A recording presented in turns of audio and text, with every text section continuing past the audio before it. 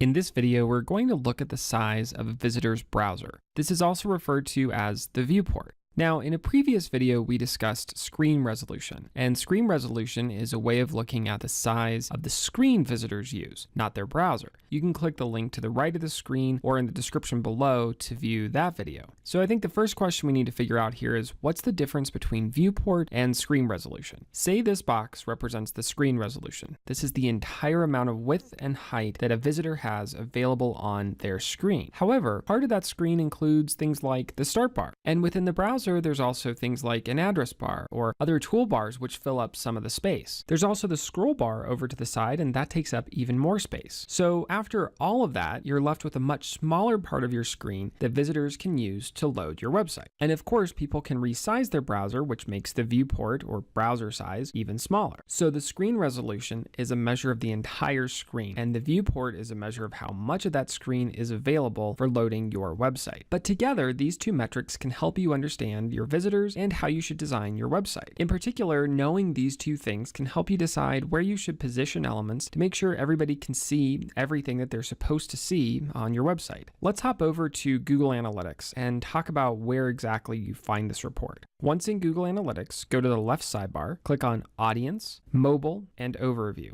This will load a report telling you all the devices people use. To find viewport size, we want to add a secondary dimension of browser size. This report will tell us all the browser sizes for each different device type. You can scroll through and look at all the different sizes people use. Within here, you can see the total sessions for each size, and you can also see behavioral metrics like the bounce rate or pages per session for each browser size. And of course, you can also view conversions or goals per device. Now, one thing you may want to do is look at browser sizes for certain device types. Say you want to see all the browser sizes for people visiting your website from a desktop or laptop computer. For that, we can search for the word desktop.